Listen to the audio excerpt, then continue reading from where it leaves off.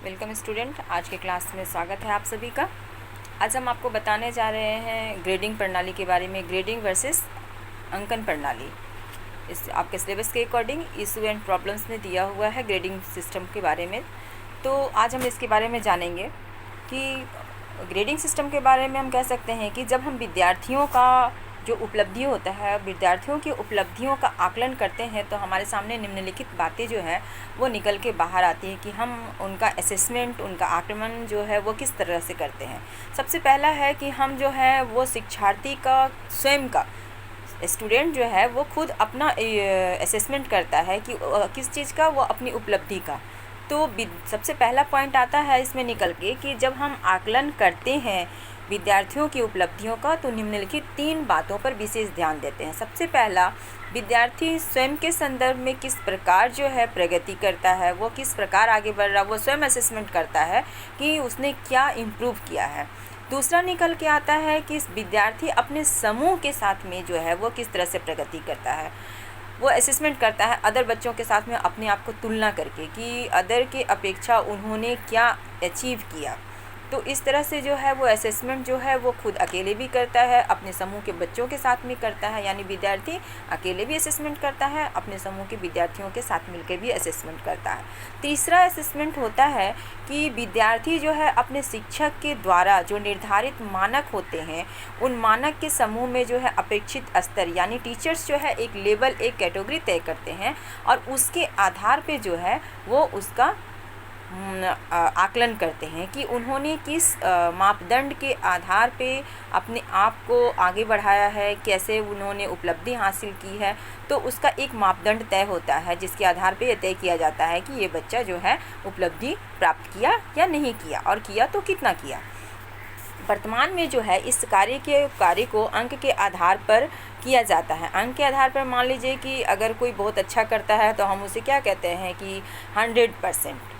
तो 100 यानी 0 से लेकर के 100 तक का जो है वो हम लोग मार्किंग करते हैं कि इस प्रकार से जो है बच्चे जो कार्य करते हैं उसका हम अंकन के माध्यम से 0 से 100 करते हैं। लेकिन इसमें बहुत से दोष हैं। दोष यह है कि इस पैमाना प्रणाली का एक कमी यह है कि 0 जो होता है, 0 को क्या करते हैं हम लोग मानते हैं, बिंदु मानते हैं कि एकदम नहीं है तो 0 है, माने उसमें उपलब्धि की मात्रा बिल्कुल नहीं के बराबर है तो 0% दिए, और अगर वो बहुत अच्छा है तो 101 भी हो सकता है।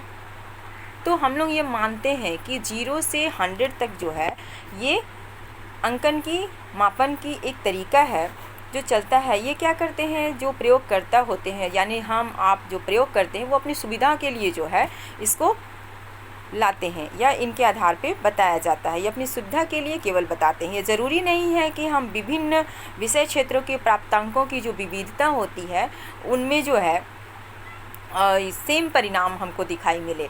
मान लीजिए कि हम मान लिए कि 0 से लेकर के 100% तक के बच्चों को जो है वो हम मार्किंग करते हैं कि एकदम नहीं है, बिलो एवरेज है, नहीं के बराबर है तो हम 0 दे दिए, थोड़ा सा अच्छा है तो 10% दे दिए, 20% दे दिए या 100 दे दिए। हो सकता है 100 से 1 भी हो, कोई बहुत एक्सीलेंट हो।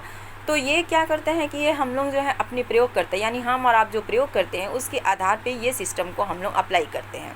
लेकिन ये ज़रूरी नहीं है कि अगर किसी एक सब्जेक्ट में अगर मान लीजिए कि हम बच्चे को जो है वो अंक के आधार पे इस तरह से अगर हम असेसमेंट किए कि एक बच्चा एक सब्जेक्ट में अगर बहुत अच्छा है और उसमें वो 90-95 ला रहा है तो ज़रूरी नहीं कि दूसरे सब्जेक्ट में भी जो है वो 90 और 95 ही लाए।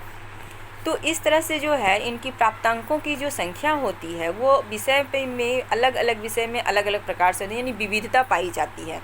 तो इस प्रकार जो है हम तुलना करने की अनुमति दे सकते हैं, यानी एक विषय के दूसरे विषय के साथ में हम तुलना कर सकते हैं कि कौन से विषय में इसको अच्छा नंबर आया।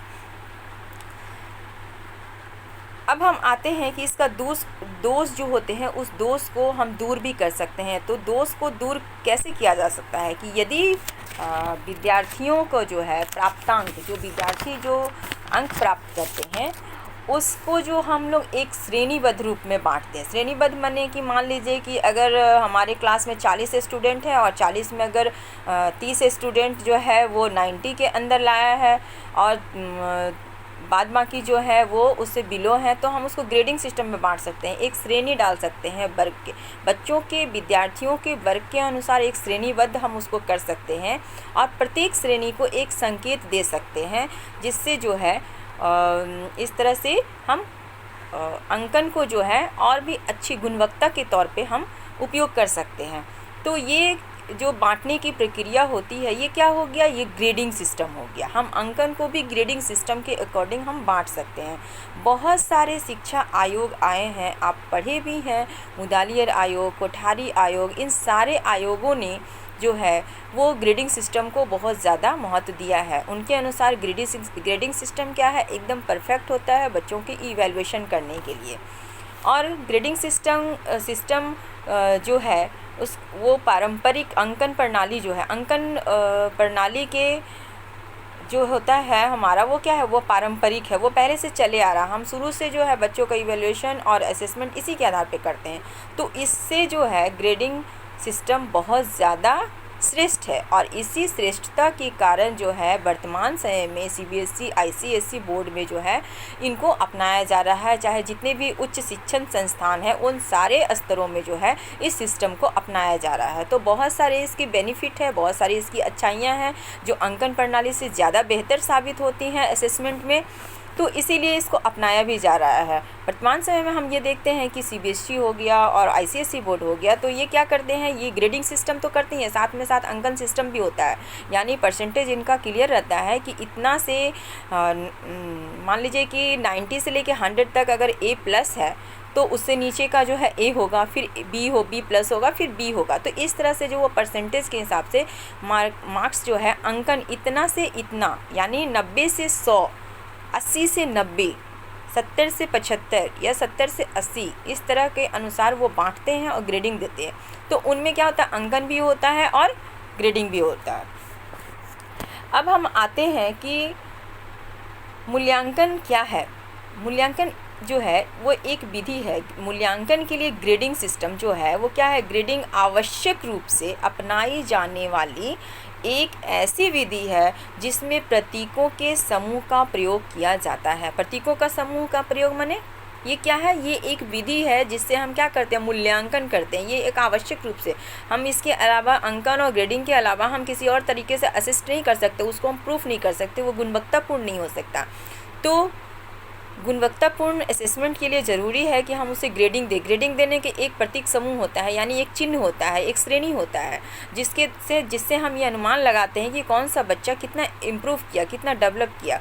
उसमें प्रतीक समूह क्या होता है, A B C D। तो ये क्या हो गया, नंबर 1 यानी फर्स्ट, सेकेंड, थर्ड पोजीशन जिस तरह से आता है, तो A B C अनुसार हम लोग बांटते हैं। तो अंक भी एक प्रकार का क्या है, ये भी ग्रेड्स है। अगर इसका उचित रूप से अगर हम इसका प्रयोग करें तो ये भी एक ग्रेड्स है। ग्रेड्स इसलिए है कि अंक के द्वारा हम बच्चों के इम्प्रूवमेंट की परफेक्ट इवैल्यूएशन कर सकते हैं। अगर कोई बच्चा किसी विषय में अगर कमज़ोर है और उसमें उसका नंबर कितना आ रहा है, मान लीजिए कि हमारा 100 है और 100 में अगर 35 नंबर लाया है, 40 नंबर लाया है और दूसरे बच्चे जो हैं 50 अबव लाए हैं, तो हम इस तरह से छांट सकते हैं कि ये बच्चा इस सब्जेक्ट में जो है वो कमज़ोर है। तो हम इस तरह से कैटेगराइज करने में हमको सुविधा होती है और बच्चों का जो परफॉर्मेंस होता है उसका एक्यूरेट इवैल्यूएशन, एक्यूरेट असेसमेंट जो है हम इस तरह से कर सकते हैं अंकन प्रणाली की। यानी कि अगर वो 45 है तो 45 ही है, ये ज़रूरी नहीं है कि 45 से लेकर के जो है वो हम 50 तक के बच्चों को एक कैटेगरी में रखते हैं, यानी 5 जो उसमें आते हैं वो भी उसमें हैं, उसमें से कुछ कम भी हैं, कुछ ज़्यादा भी हैं। तो इस तरह से देखते हैं कि अगर हम एक्यूरेट 45 देते हैं, यानी वो बच्चा जो है एकदम से एक श्रेणी में रखने लायक है। तो अगर इसका उचित प्रयोग किया जाए तो इसकी गुणवत्ता जो है वो भी अपनी जगह में काफ़ी महत्वपूर्ण स्थान रखती है। तो आज के क्लास के लिए इतना ही। नेक्स्ट क्लास में हम चर्चा करेंगे कि ग्रेड्स आकलन की जो विधियाँ हैं वो कौन कौन सी हैं, तो उसको विस्तृत रूप से जानेंगे। आज की क्लास में इतना ही। धन्यवाद। उम्मीद करती हूँ कि आज आपको क्लास अच्छा लगा होगा, समझ में आया होगा। धन्यवाद।